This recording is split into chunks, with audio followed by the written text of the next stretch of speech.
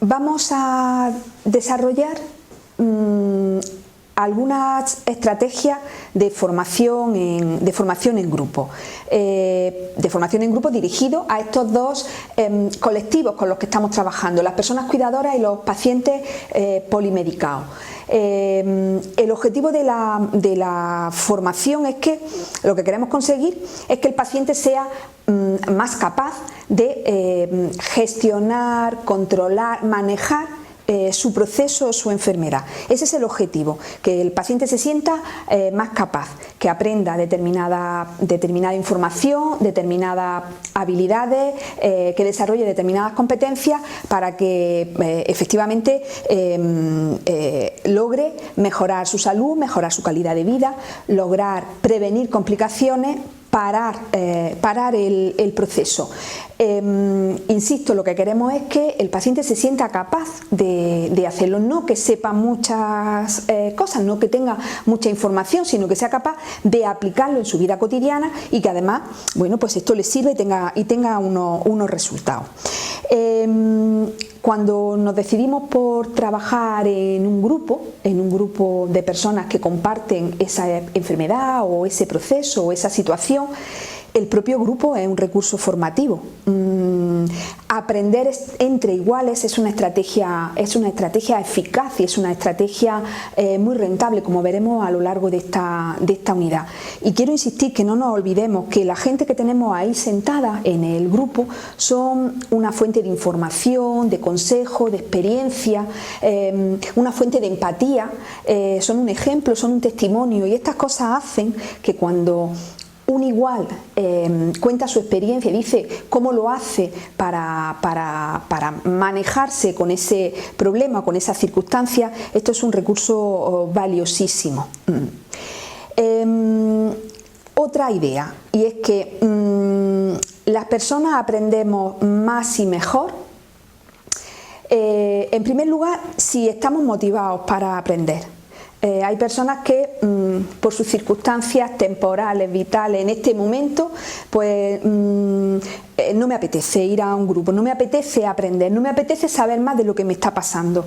Y esto es importante que lo identifiquemos, porque la formación en grupo pues es un recurso que cuesta tiempo, que cuesta trabajo, que cuesta esfuerzo y que no vamos a poder llegar a todas las personas, y por tanto intentaremos priorizar, intentaremos seleccionar aquellas a las que les va a ser más rentable. Sepamos esto, que las personas tienen que estar motivadas, o sea, tienen que querer formarse, tienen que querer aprender, tienen que encontrarle las ventajas a dedicar tiempo y esfuerzo a esto. En segundo lugar, si sabemos cómo hacerlo, yo aprendo más, aprendo mejor a controlar mi enfermedad crónica, aprendo mejor a cuidar al familiar al que estoy cuidando, o aprendo mejor a manejarme con la polimedicación si me enseñan, si sé hacerlo, ¿no? si me van a enseñar a hacerlo, ¿no? Y en este caso, como decía antes, aprender de un igual es una estrategia muy rentable, ¿no? Y en tercer lugar, si me siento capaz, o sea, si me siento que puedo hacerlo.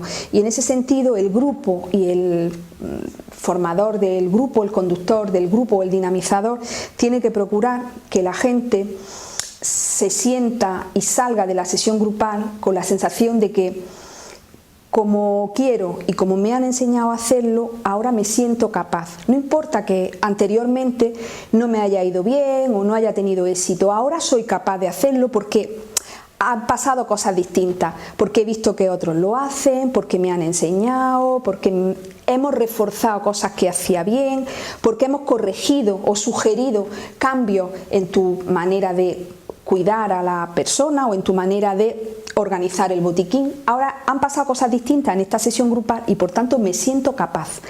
Y esto es importante que el formador lo refuerce. Pensar que a veces si el formador no lo dice, la persona no es consciente, ha aprendido, pero casi que se va sin tener conciencia de que ahora ya sí, ¿no? Entonces es muy importante que digamos que han cambiado las cosas, que ya eres capaz, o sea, que le demostremos y que le digamos que, bueno, pues que ahora va a ser diferente, que tiene que probar, porque van a pasar cosas que no habían pasado hasta entonces. Lo que queremos conseguir es que los pacientes, las personas cuidadoras sean cada vez más expertas, o sea,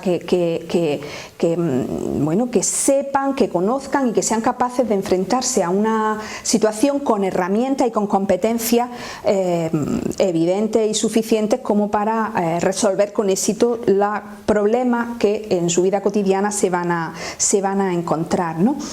Y un paciente experto, como veis, es una persona que conoce su enfermedad, por lo tanto tiene que tener información sobre ella y sabe cómo manejarse con ella, cómo gestionarla, que lleva a cabo una serie de pautas, una serie de procedimientos. Nosotros le llamamos plan de acción en la escuela de pacientes, plan de acción, plan de cuidado, plan de autocuidado. Una persona, un paciente experto es también aquel que toma parte activa en las decisiones que le afectan, porque tiene información, porque tiene herramientas, él es capaz de decidir entre distintas opciones, ¿no? Reconoce síntomas o signos de alerta y sabe qué hacer, y todo esto le hace llevar una vida más saludable, una vida con mejor calidad, y además el paciente experto, por todo lo anterior y por esas herramientas que le hacen poderoso, utiliza los recursos sanitarios de una manera más oportuna.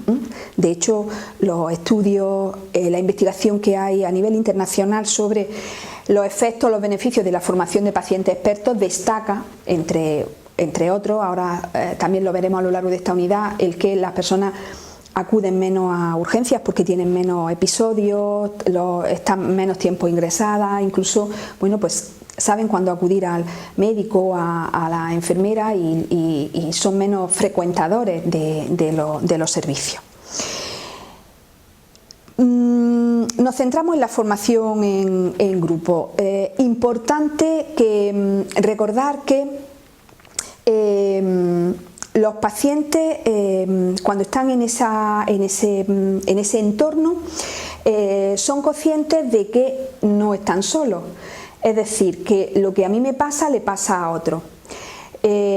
Fundamental, por tanto, que en una sesión de formación grupal podamos dedicar tiempo, podamos permitir que las personas cuenten sus vivencias, cuenten su experiencia. Es una buena manera de empezar una sesión grupal. A veces le llamamos a esto el romper el hielo, ¿no? Con una ronda de presentación, con grupitos de trabajo pequeños. Es una manera muy interesante de que el grupo funcione bien. Porque me doy cuenta que mis problemas, las cosas que me cuestan trabajo, mis dificultades no son mías solamente, sino que hay otras personas en mis mismas circunstancias, circunstancias parecidas, a las que también les pasan. Y es una herramienta muy potente para avanzar, para que el grupo sea realmente un espacio de formación. Por tanto, además, no solamente voy a compartir y voy a oír problemas y dificultades de otra gente, sino también voy a oír y a compartir cosas que funcionan, que me funcionan a mí, que le funcionan a otros. Y en este momento ya se está empezando todo lo que es la estrategia formativa, ¿no? Podemos compartir, podemos intercambiar, podemos ayudarnos unos a otros en el grupo, y un elemento muy importante que después de 10 años casi y con mucha intensidad en los últimos 5 asistiendo a talleres de formación entre pacientes, me doy cuenta y destaco, y es esa especie de lema, ¿no?, que los pacientes dicen, desarrollan y sienten, y es esto de: si otros pueden, yo también puedo. Porque si yo le digo, yo enfermera, yo médico, yo fisio, yo psicóloga, yo le digo a un paciente: vale, de acuerdo, te cuesta trabajo pero puedes, el paciente enseguida piensa, claro, me lo dices tú que eres sanitaria y me lo dices tú que a ti no te duele. Pero cuando el tú puedes se lo dice a alguien igual, que además habla su mismo lenguaje, que tiene sus mismas circunstancias y que a pesar de todo eso que comparten de la vida cotidiana y de sus dificultades cotidianas, esa persona le dice yo puedo, por tanto inténtalo que ya verás cómo puedes, eso tiene una capacidad de convicción que no somos capaces de transmitir, lógicamente por esta cuestión de la empatía o del testimonio. En el grupo los pacientes hablan en un lenguaje cercano, en un lenguaje cotidiano y por tanto hay que permitir, tenemos que utilizar estrategias que permitan que la gente hablen entre ellos, compartan entre ellos, porque esa es la clave, la función fundamental del grupo. El grupo el grupo tiene como un objetivo secundario y es que se lo cuento a 15 a la vez, ¿vale? Pero ese no debe ser el principal objetivo grupal. Es un objetivo importante tal y como están las cosas y el ser eficiente, por supuesto, pero no nos quedemos solo ahí, porque además de contárselo a 15 a la vez, si empleo metodología que permita que los pacientes hablen entre sí, los resultados son muchísimo mejores, consigo muchísimo más, el aprendizaje es mucho más eficaz, se aprende más, mejor, más rápido y además se mantiene en el tiempo, se mantiene el recuerdo de aquella persona igual que yo, que me dijo que así le funcionaba y que ella lo hacía así, eso se mantiene mucho más, por lo tanto es rentable. 10, 15 personas, depende también de las habilidades y de la experiencia de la persona que está dirigiendo esa formación grupal. Y fijaros que digo siempre persona que dirige la formación grupal y no hablo tanto de profesores o de docentes, porque la metodología tiene que ser más participativa, más como de un taller donde la gente, pues repito, habla, se escucha, intercambia, más que oye una presentación o oye una clase. Eso se aprende poco y se olvida rápido. Por lo tanto, el método formativo que en mi experiencia y en todo lo que hemos leído y estudiado sobre este tema, no solamente aquí, sino a nivel internacional, es que el método formativo de aprender a través de iguales es eficaz, es rentable, se aprende rápido, se aprende mucho y además el aprendizaje se lleva a la vida cotidiana y se mantiene. Y esto es lo que buscamos. Y esto es lo que buscamos, no que sepan mucho sobre cambios posturales o no que sepan mucho sobre cómo hacer una dieta sana y equilibrada para personas que tienen problemas para comer, sino que además lo hagan, lo practiquen y además esa información se mantenga en el tiempo. Por tanto, como los pacientes tienen que saber, tienen que sentirse capaces de llevar esto a la práctica, pues es importante que en el grupo, además de que hablen entre ellos, es importante que todo el mundo pueda contar su experiencia. Hasta incluso aquella gente que nos van a contar cómo lo hacen, cómo cuidan a su familiar y vemos que hay cuestiones a mejorar. Pero es importante que hablen, es importante que digan por qué lo han hecho así, porque esa es la única manera de que una vez que ellos han podido contar y se han sentido escuchados y se han sentido valorados, pues acepten un cambio de estrategia. Es muy importante, lo hemos hablado muchas veces, ¿no? Y lo habéis leído en otros cursos, lo habéis aprendido en vuestra experiencia, y es que las personas cuando tienen que cambiar algo que han hecho toda la vida así, necesitan sentirse reconocidos, necesitan sentirse reforzados. Es importante que les digamos pues qué bien, o sea, se nota el interés por cuidar a tu padre, con qué cariño y qué preocupación o qué interés has tenido en hacerlo, en buscar cómo hacerlo mejor. No obstante, sin embargo, si lo pruebas así, quizás te cueste menos trabajo, quizás sea más cómodo y quizás, bueno, pues él esté más cómodo. Pero fijaros, así se cambian mejor las prácticas, así uno se siente más capaz, se siente más reforzado y así los cambios, cuando llegue a la casa y que acabe la sesión grupal, se van a poner en práctica, me voy a dar cuenta que esta manera de hacerlo es mejor y por lo tanto se va a mantener. Reforzar lo que la gente hace bien, reconocer el esfuerzo y el interés antes de proponer un cambio. Y por supuesto, eso no está bien, eso es una barbaridad, eso no lo hagas así, esas cosas no funcionan, esas cosas generan rechazo o generan impotencia. Es que yo soy un desastre, no lo sé hacer y no lo voy a saber hacer. Algunas cuestiones prácticas sobre la formación en grupo, sobre la formación en sesiones grupales. Ya he dicho antes que como el número ideal pues son 10, 15 personas, depende. Grupos más pequeños pues también pueden funcionar de 6, 4 personas. Grupos más grandes pues también pueden funcionar, pero claro, pensar que lo que estamos diciendo es que la gente comparta, que la gente hablen entre ellos, un grupo muy grande, o utilizamos grupitos pequeños dentro de esa sesión grupal para rentabilizar el tiempo, o una ronda de ideas, una ronda de experiencias se hace muy larga, ¿no? Pero también es posible, depende, ya digo, de la metodología de trabajo y de la experiencia del conductor, del moderador o de la moderadora de la sesión. Algunas cosas prácticas, y es muy importante que preparéis los objetivos de esa sesión. No improvisar. Un grupo no funciona bien porque sí, por muy bueno que sea el grupo. Es importante que tengamos claro cuál es el objetivo y que por tanto en función del objetivo pensemos en cuál es el método mejor. Y los objetivos pocos y las sesiones cortas. Los pacientes no están acostumbrados a estar, los pacientes ni los mayores tampoco, ni las personas mayores, ¿no? Estamos acostumbrados a estar mucho tiempo sentados en un grupo. En mi experiencia, 2 horas son un tiempo estupendo.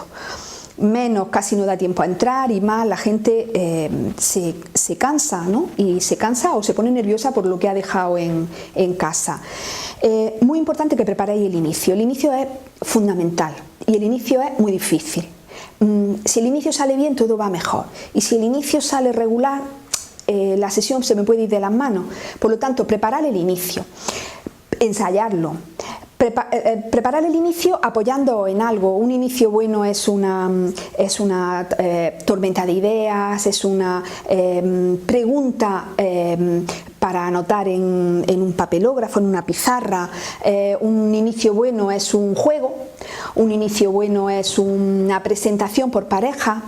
Bueno, pensar en inicios, en técnicas que os permitan que la gente hable, que hablen todos y que se sientan cómodos. A veces un inicio, ya digo, un juego, algo lúdico puede funcionar muy bien.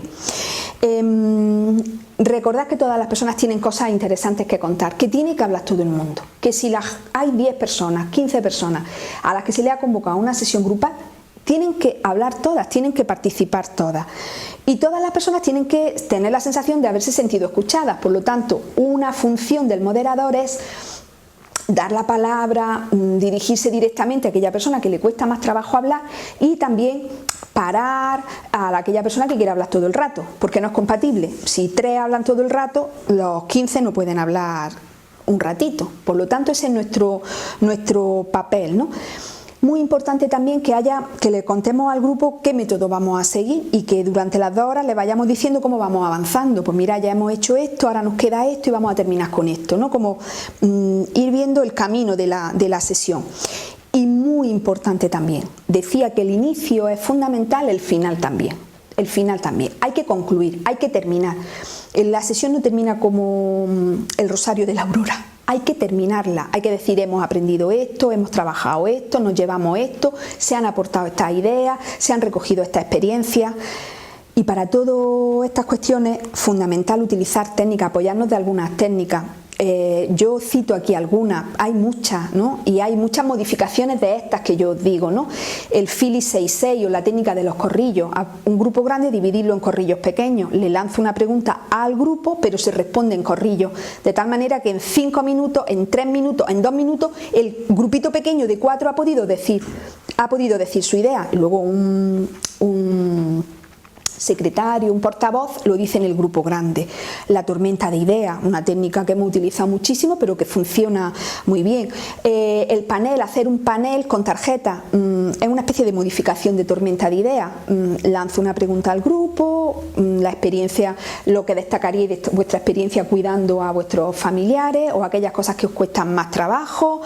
Las personas lo escriben en una tarjeta durante 1 minuto y luego lo pego en un papel, en una pizarra. En 1 minuto he recogido la idea de 10 personas, 15 personas, 20 personas, ¿no? Pues el clásico trabajo en grupo con todas las variantes que podamos inventarnos y que podamos sugerir. Solo una cuestión, y es que el trabajo en grupo, el moderador de la sesión, el conductor de la sesión, el dinamizador, está allí presente, está ayudando al grupo que va más retrasado, al grupo que no ha entendido bien el objetivo. El trabajo en grupo no es trabajan en grupo y yo me salgo fuera a tomar el aire, ¿no? Mientras que el grupo trabaja, el profesor o la profesora está con los grupos, ¿no? Apoyándole y ayudándole a trabajar. El role-playing a mí me gusta muchísimo y a los participantes en las sesiones grupales les encanta los role-playing. Hay que prepararlo, hay que trabajarlo, pero es una buena estrategia. Os pongo aquí algunas fotos, ¿no? De grupos de cuidadoras, de pacientes, están trabajando en grupo, en uno están cocinando, en otro están haciendo ejercicios de relajación, en el otro están aprendiendo sobre alimentación y dieta saludable con productos,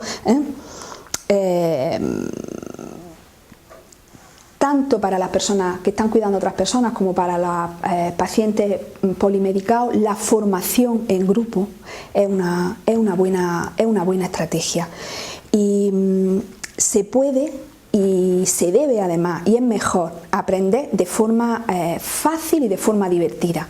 Que las sesiones sean fáciles, con objetivos pequeños y además si lo podemos hacer de una manera lúdica, de una manera divertida, de una manera entretenida. Nosotros en los talleres bailamos, cantamos, nos reímos y todo eso contribuye a que la formación sea más eficaz.